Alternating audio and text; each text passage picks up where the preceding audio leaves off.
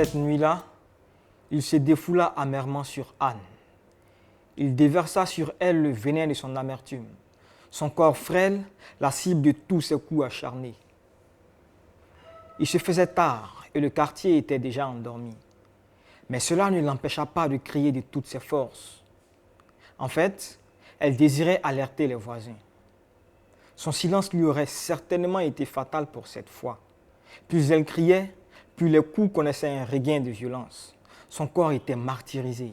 Cet homme qui la battait avec tant de rage, ce n'était pas un inconnu, mais son mari, celui qui lui avait juré fidélité et protection. Je suis Stéphane Agnini, écrivain, blogueur, islameur ivoirien. Lorsque j'écris, j'essaie surtout de transmettre de l'espoir. Vous savez, on vit dans un monde qui donne l'impression d'aller à la dérive. Je dis donne l'impression parce qu'il y a encore de l'espoir. Et c'est cet espoir-là que nous essayons de transmettre à chaque fois que nous écrivons. Je suis islameur, il y a des sujets, souvent, on essaie de taper un peu dur. La corruption, les élections. J'ai dit je dénonce les élections parce qu'en Afrique, quand on parle d'élections, tout le monde sait ce qui se passe. Tout le monde sait que l'élection rime avec violence et tout ça. Donc il y a la corruption, il y a les élections qui sont mal organisées. Il y a la méchanceté de l'homme noir. Mais je reviens toujours sur l'espoir. Même si on arrive à dénoncer, on arrive à soulever les problèmes qu'il y a, on revient toujours à la touche d'espoir pour dire qu'il y a encore de l'espoir. Voilà. Il y a encore de l'espoir pour cette jeunesse africaine, il y a toujours de l'espoir. Il faut dire que moi j'écris au quotidien, au-delà de la carrière d'écrivain, je suis aussi blogueur, donc j'écris sur Internet. J'aime à dire qu'avant j'écrivais pour passer le temps, mais aujourd'hui je passe mon temps à écrire.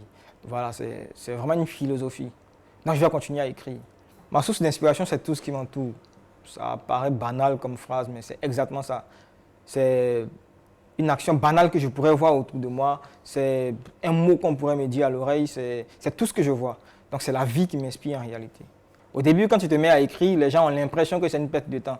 Mais finalement, ils se rendent compte que c'est des vécus, enfin des problèmes qu'ils rencontrent au quotidien qui sont exposés dans ces livres-là. Et finalement, ils se rendent compte que les livres sont utiles pour faire avancer les mentalités, pour faire bouger les lignes. Donc, finalement, les gens ils comprennent et ils accueillent bien. J'ai commencé par un recueil de nouvelles et on pourrait prochainement avoir un roman, on pourrait avoir un recueil de poèmes.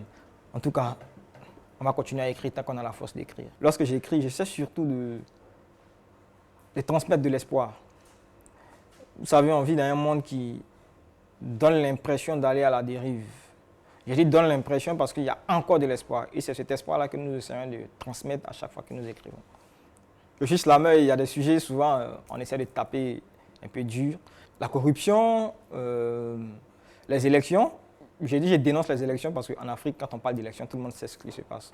Tout le monde sait que l'élection rime avec violence et tout ça. Donc il y a la corruption, il y a les élections qui sont mal organisées. Il y a la méchanceté de l'homme noir. Mais je reviens toujours sur l'espoir. Même si on arrive à dénoncer, on arrive à soulever les problèmes qu'il y a, on revient toujours à la touche d'espoir pour dire qu'il y a encore de l'espoir. Voilà. Il y a encore de l'espoir pour cette jeunesse africaine, il y a toujours de l'espoir.